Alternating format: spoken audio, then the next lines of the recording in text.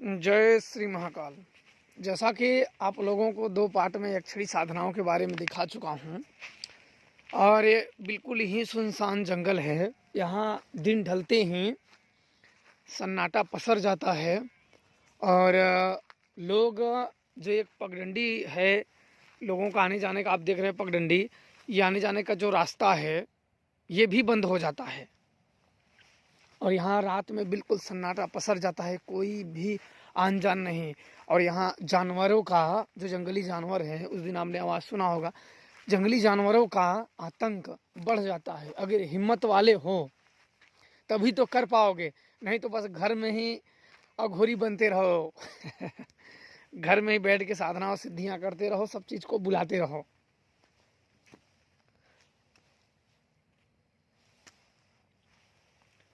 आज तो से चांद यहाँ, कल तो उधर थे, आज ठीक है।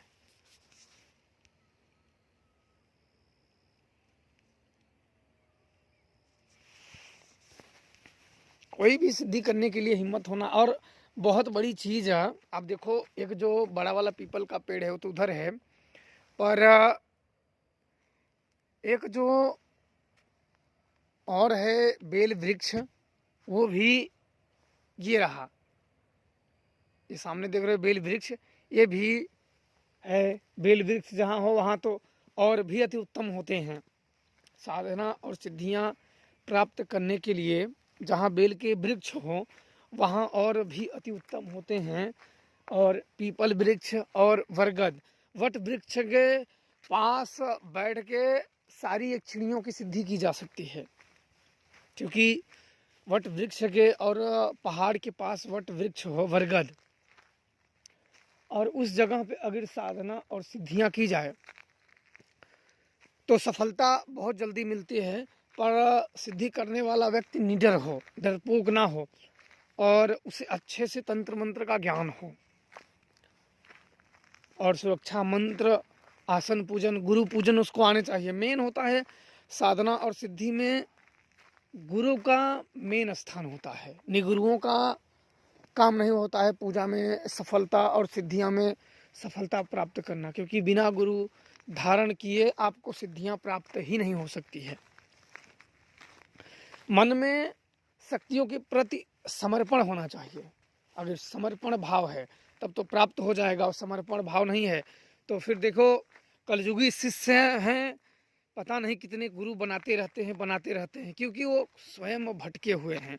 और जितने भी लोग उनके संपर्क में आएंगे उतनों को वो भटकाएंगे ही भटकाएंगे, क्योंकि वो स्वयं भी भटके हुए हैं, तो दूसरों को कहाँ से वो सही रास्ता दिखाएंगे। जो स्वयं भटका हुआ व्यक्ति है वही दूसरों को भी भटकाएगा।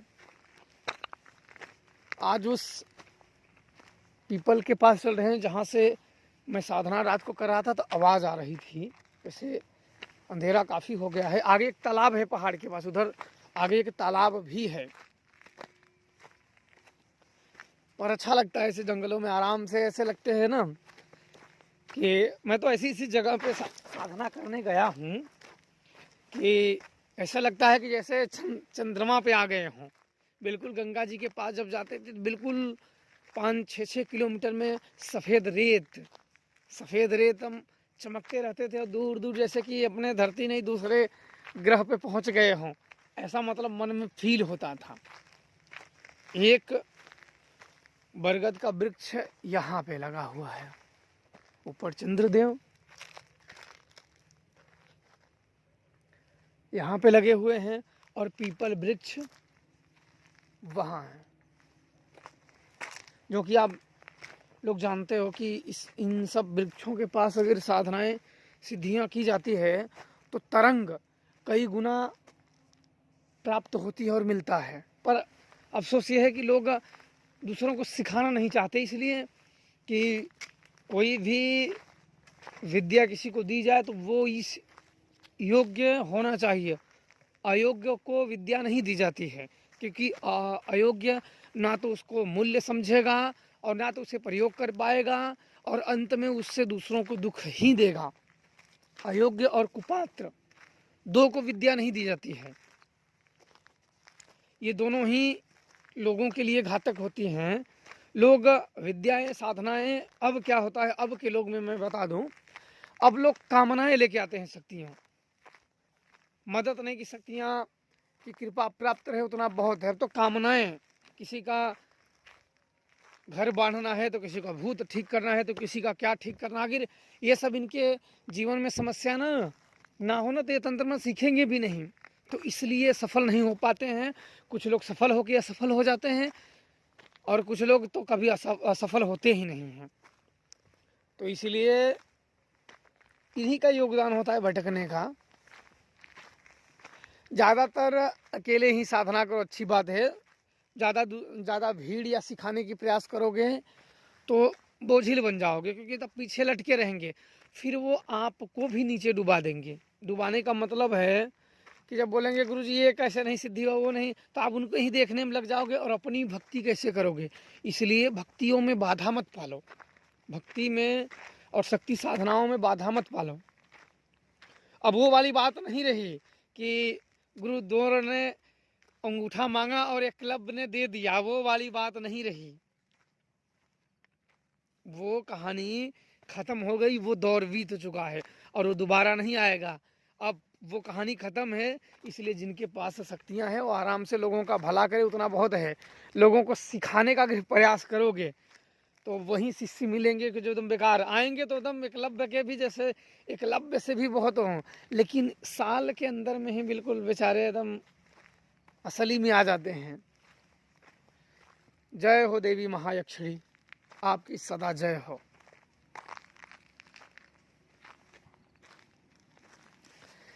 यक्षिणियों से बहुत मैंने ज्ञान प्राप्त किया और जाना, और मुझे बहुत अच्छा लगता है। आज भी आप देख सकते हो, अभी भी अंधेरा तो हो चुका है, क्योंकि चंद्रदेव की लाइट से आपको पता चल रहा है, क्योंकि फ़ोन की वजह से उजाला तो दिख रहा है, लेकिन आप चंद्र के चमक से आप देख के जान सकते हो कि अंधेरा कितना हो गया होगा, क्योंकि चंद्रदेव चमक रहे हैं, तो आप उसके हिसाब से। और यहाँ बिल्कुल अंधेरा हो गया है अभी, यहाँ अंदर जाने की कोई हिम्मत नहीं, ऐसे लगा अभी भी एकदम एक जैसे भय का माहौल क्रिएट हो रहा है। लेकिन मैं यहाँ काफ़ी बैठा हूँ, इसलिए यहाँ मैं आता जाता रहता हूँ, उनका जय हो, उनका वंदन करता रहता हूँ, पूजा करता रहता हूँ, जो कि गुप्त तरीके से मैं अकेला आता हूँ। मैं ऐसे जगहों पर आज तक अपने किसी भी शिष्य को नहीं लाया, क्योंकि जब तक शिष्यों को 8-10 साल 12 साल का परीक्षण ना हो, तब तक कभी भी ऐसे स्थानों पे, ना तो ऐसी सिद्धि स्थानों पे उनको टच नहीं कराए जाते हैं। नहीं तो क्या होगा, ऊर्जा को नष्ट करेंगे, पाप का भागीदार, शक्तियों को भी दूषित कर देंगे। देख सकते हो बिल्कुल जटाओं में आगे तक नहीं दिख रहा है। तो ऐसे जगहों पे आपको निश्चित तौर पे सफलता मिलेंगी। और कभी ऐसा हो तो गुप्त तरीके से आप शत्रु वाली गांठ आप देख ही सकते हो, ये देख सकती, ये लगा हुआ है, यहाँ लगा हुआ है, प्लस ये देखो इसमें अंधेरा तो हो गया, एक ये लगा है, एक ये लगा हुआ है। इससे सब शत्रुओं को कील दिया जाता है। शत्रु जब इन यक्षिणियों से एक चीज़ मैं बता दूं आपको, एक देखो यहाँ लगा हुआ है, रात के अंधेरे में तो नहीं दिखेगा।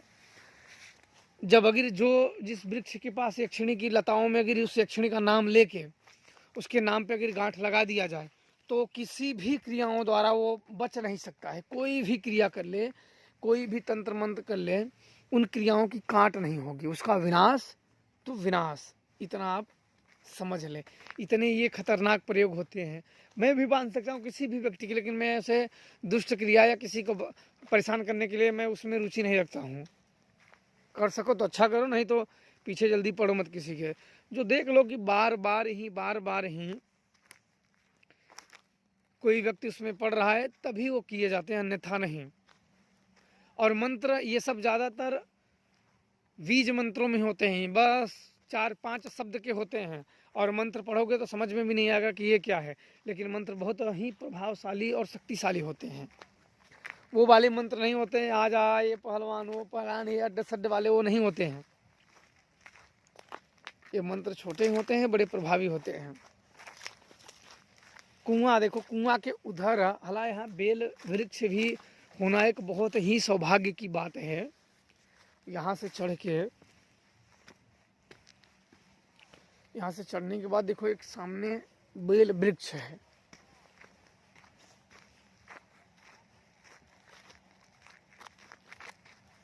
ये देखो बेल वृक्ष भी है, साक्षात्कार महादेव भी खड़े हुए हैं,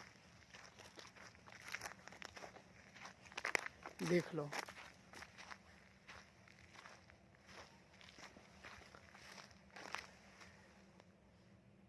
बेल वृक्ष भी